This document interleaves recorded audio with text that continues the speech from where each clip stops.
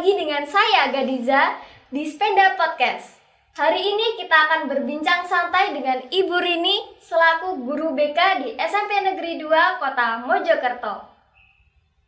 Halo Ibu. Hai. Selamat datang di Sepeda Podcast. Oke, terima kasih. Gimana Ibu kabarnya? Alhamdulillah baik, selalu sehat dan tetap semangat. Tetap semangat. Harus. Emang akhir-akhir ini cuacanya lagi buruk ya Bu ya, sering betul, hujan. ya. Jadi tolong teman-teman dan juga Ibu Rini jaga kesehatannya. Harus selalu sehat, minum vitamin, istirahat yang cukup. Istirahat yang cukup. Oke. Ibu Gadiza ini penasaran banget loh Bu. Puisi itu apa sih Bu? Untuk puisi ya. Iya. Jadi sebelumnya saya mohon maaf jika apa yang saya sampaikan ini nanti hanya berdasarkan pengalaman pribadi. Jadi bukan secara teori, ya. Jadi kalau menurut saya puisi itu bukan sekedar kumpulan kata-kata indah tanpa makna, tetapi lebih dari ungkapan perasaan, curahan hati yang tertuang dalam sebuah tulisan. Jadi untuk curahan hati, rasa itu kan ada rasa senang, rasa sedih, rasa syukur kepada Tuhan, rasa kagum kepada alam dan sebagainya. Jika itu kita tuangkan dalam sebuah tulisan, bisa jadi sebuah puisi. Atau begini saja, mungkin kita semua kan pernah marah ya. Iya. Nah, kalau misalnya kemarahan itu kita tuliskan dalam sebuah puisi, kira-kira boleh apa enggak? Boleh banget sih. Boleh kan ya? Karena puisi itu bagi saya adalah curahan hati. Nah, curahan hati kan tidak hanya senang, sedih dan gembira, tapi kadang-kadang marah juga. Marah. Nah, betul. Nah, kalau misalnya kemarahan itu kita tuangkan dalam sebuah tulisan, kayaknya lebih keren. Karena tulisan itu nanti menjadi sebuah karya, yaitu puisi. Lebih kerasa ya Bu ya? Iya, Maknanya. betul. Kalau kita tulisnya dengan perasaan gitu lebih bermakna banget. Iya, betul. Ketimbang saya gugup nih, harus cerita apa ya, harus nulis apa ya. Pembacanya juga bingung dong Bu ya. Dan kalau kita menulis puisi dengan rasa itu ini sampai beberapa tahun kemudian ketika kita membaca lagi, kita pasti akan ingat saya buat puisi ini ketika ada momen seperti ini. Ya, gitu. betul. Oke, jadi omong-omong nih Bu, puisi itu terikat dengan suatu peraturan nggak sih Bu? Puisi itu lebih bebas ya nak ya, dibandingkan dengan pantun. Kalau pantun itu kan ada aturan-aturannya. Misalnya saja satu bait ada 4 baris, kemudian berjajak AB, lalu ada baris pertama, kedua itu sampiran, ketiga, keempat itu isi. Tapi untuk puisi tidak. Jadi kita bebas, mau satu baris itu satu bait itu ada 5-6 baris tidak masalah. Lebih bebas. Iya, lebih bebas. Tapi yang jelas di dalam pembuatan puisi itu jangan sampai ada unsur sara. Bahasanya dijaga. Iya, betul. Iya. Kata-katanya diolah Iya, lagi. betul. Seperti itu. Gimana sih Bu tips-tipsnya? Kasih tahu Diza dong Bu, tipsnya, langkah-langkahnya cara membuat puisi itu gimana? Oke, gini. Untuk membuat puisi sebenarnya kan mudah, semua orang bisa. Karena sekali lagi kembali lagi pada pemahaman kita ya. Kalau saya kan memahami puisi adalah curahan hati, ungkapan perasaan. Itu lebih mudah dibandingkan kalau saya berpikir puisi itu harus mengandung kata-kata yang demikian. Kan susah kita cari kata-katanya. Iya. Jadi kalau pemahamannya itu puisi curahan hati, maka apa yang kita lihat di sekitar kita itu kan bisa kita jadikan bahan untuk membuat puisi. Misalnya saja ini. Ya, ini botol berisi air. Saya tidak melihat botolnya, tapi airnya. Air itu kan lambang dari kehidupan. Iya. Nah, jadi dari air ini kita bisa membuat puisi. Gimana tuh Bu? Ya, misalnya saja kita lihat, kita bayangkan saja seandainya kita hidup tidak ada air, kira-kira bagaimana?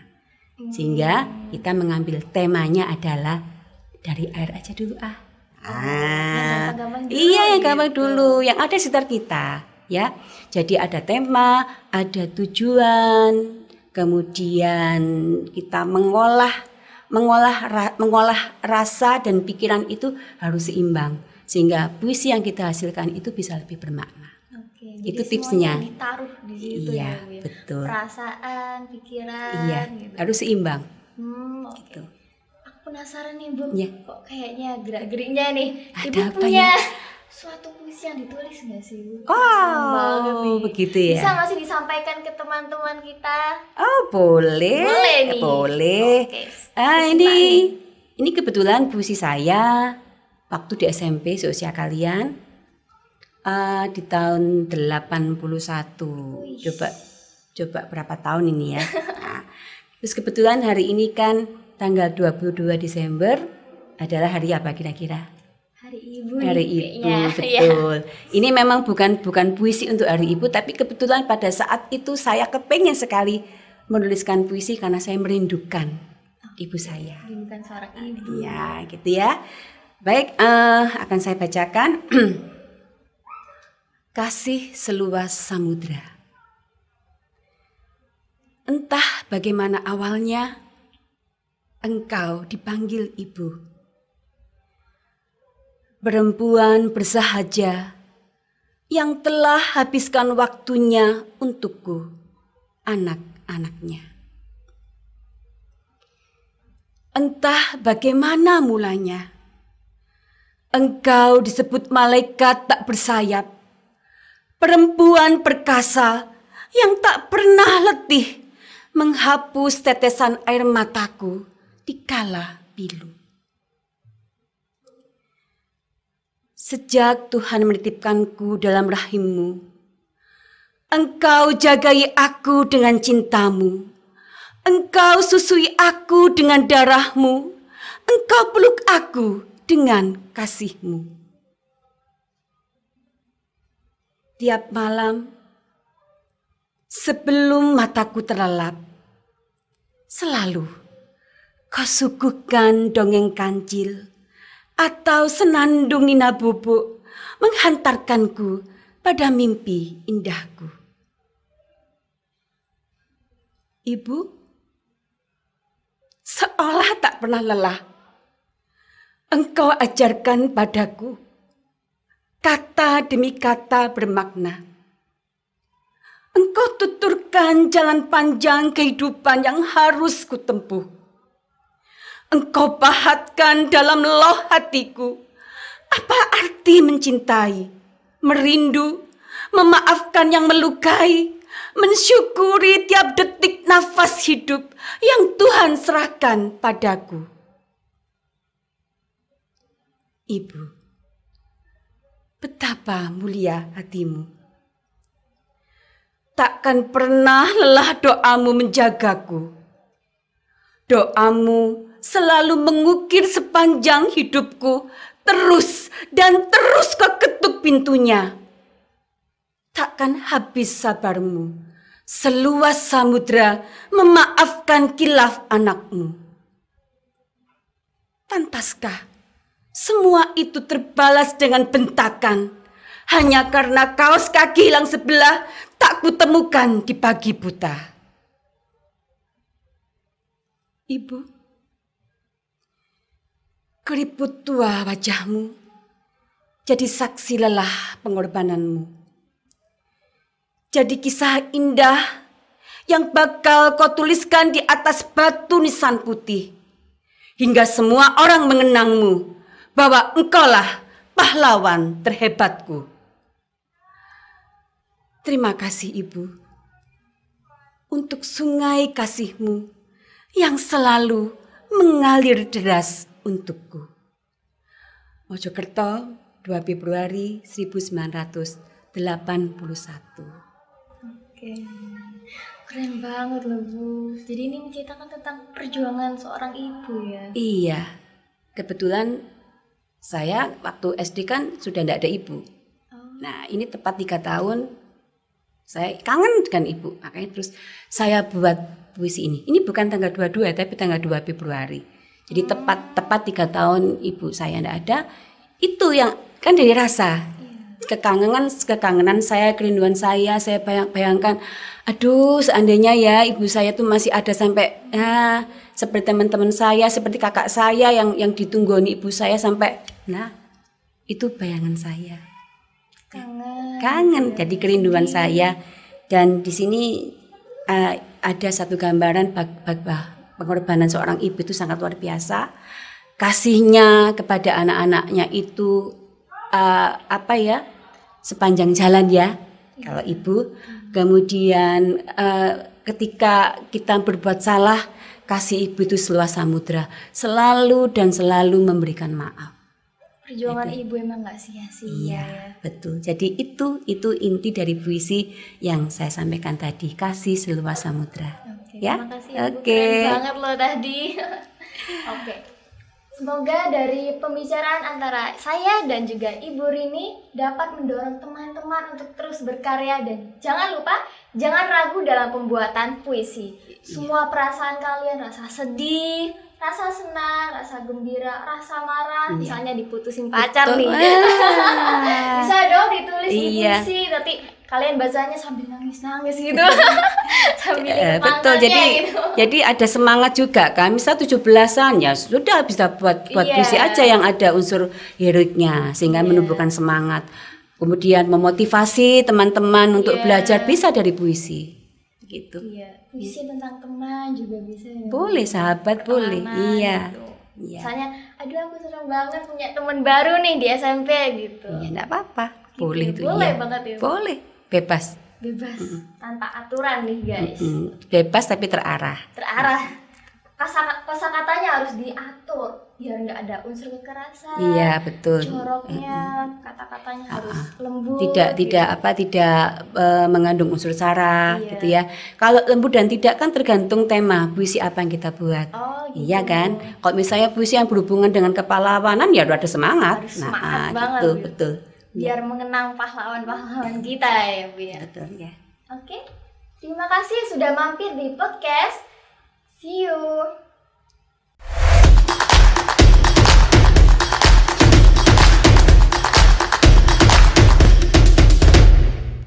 Welcome to Spenda Podcast. So, di episode kali ini kita akan ngobrolin topik yang sangat menarik dan bisa menginspirasi kita semua. Ayo coba tebak topik apakah itu?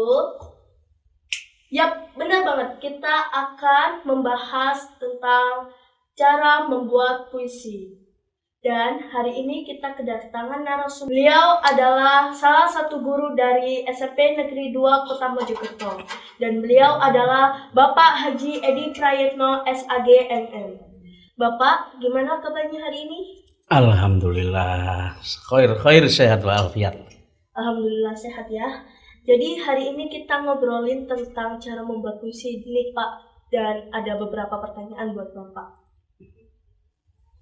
Apa yang menginspirasi Bapak pada saat pertama kali untuk membuat atau kayak mendalami tentang dunia puisi? Ya, terima kasih. Apa yang menjadi inspirasi saya ketika pertama kali saya masuk pada dunia pendidikan, yaitu Akademi Seni Drama dan Film pada tahun 1990. Di situ ada sebuah materi bahwa segala sesuatu ya karya ini bersumber dari alam dan kehidupan. Dan ketika saat di situ banyak persoalan-persoalan sebagainya, yang jelas akhirnya saya temukan bahwa puisi adalah suatu ungkapan untuk mengekspresikan diri ya ke dalam hal-hal yang positif daripada untuk yang lain. Dan ternyata bahwa dengan puisi maka hidup itu akan indah ya, apapun ya, sesuatu ketika dirancang dengan puisi itu pasti indah, karena di dalam puisi itu memang mengandung unsur-unsur keindahan semuanya. Itulah yang menginspirasi saya, dan saya memang saya katakan sejak awal saya memang suka pada keindahan. Bukan indah karena rumah, bukan indah karena mobil, bukan indah karena yang lain, tapi indah tentang kehidupan.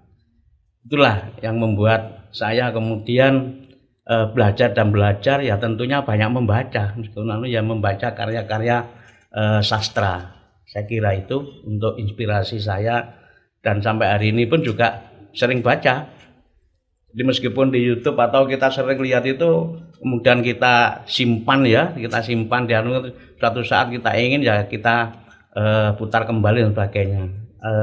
Demikian. Alasan Bapak Edi tertarik pada karya seni puisi? Alasan saya tertarik pada seni puisi karena di antara karya sastra yang paling mudah adalah puisi. Ada banyak karya sastra yang lain juga. Ada karya sastra, roman, novel, cerpen dan sebagainya. Saya kira saya untuk menulis itu butuh waktu yang terlalu panjang. Dan puisi adalah yang sangat mudah. Untuk itu saya tertarik. Jadi pada sesaat pun kita bisa menulis puisi, dalam waktu yang singkat kita bisa menulis puisi. Ketika kita punya gagasan langsung kita tuangkan, itu sangat-sangat relatif singkat bisa kita tuangkan. Karena puisi sangat-sangat mudah, karena itu bagi saya sangat mudah daripada untuk karya sastra yang lain. Ya itulah. Saat pertama kali mendalami dunia puisi, bagaimana cara Bapak Edi belajar untuk membuat puisi? Yang jelas belajar membuat puisi, yang pertama kita harus senang dengan puisi. Saya harus membaca. Jadi langkah yang pertama ini kita punya khazanah, kita banyak membaca karya-karya puisi juga, karya sastra terutama. Nah, bagaimana cara untuk membuat puisi? Pertama, kalau kita sudah sering membaca, banyak membaca literasi dan sebagainya, karya-karya sastra, secara otomatis maka kita punya banyak referensi yang kita miliki. Jadi langkah yang pertama untuk membuat puisi yaitu kita menentukan tema dan judul. Ini wajib harus dilakukan ketika seseorang mau membuat puisi. Jadi tema itu merupakan ide pokok. Contoh misalkan tema tentang cinta, tema persahabatan, tema bencana alam. Nah, ini masih tema itu harus itu. Kemudian juga judul. Oke, jadi judul ini bisa diletakkan di awal ketika membuat puisi. Tapi bagi pemula boleh juga nanti setelah puisi di akhir juga boleh. Jadi tidak harus judul ini membuat nanti di awal, boleh nanti ketika sudah selesai kemudian baru diberi judul, tidak ada masalah. Nah, langkah yang kedua setelah tema, maka mulai kita memilih diksi dan rima.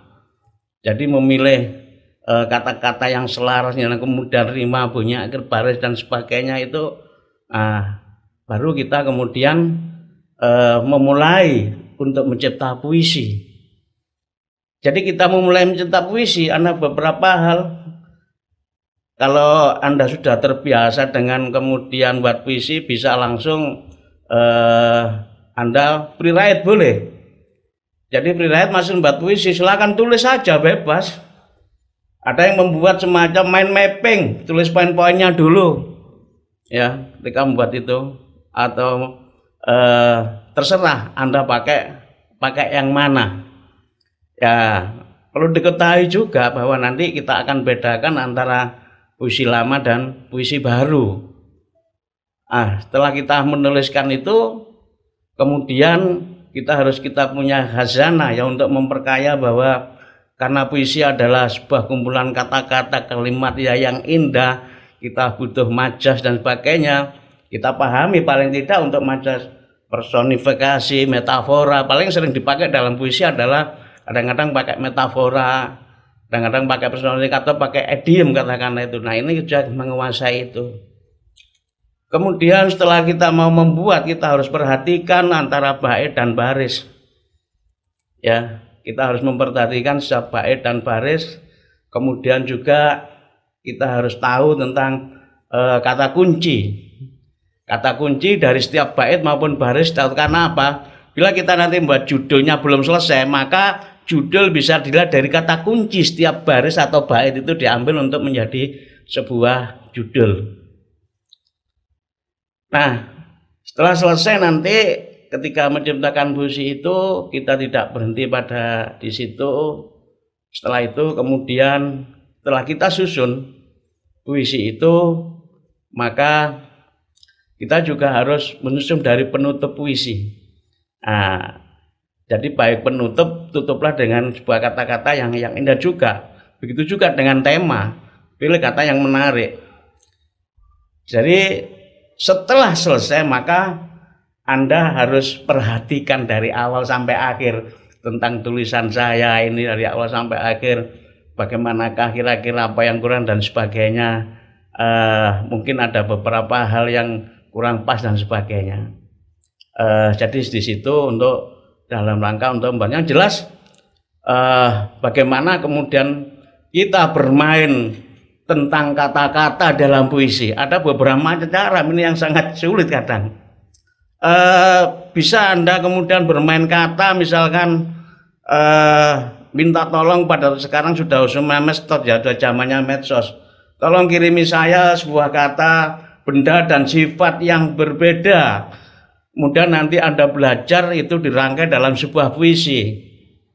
Ini belajar, ini berlatih ya, berlatih.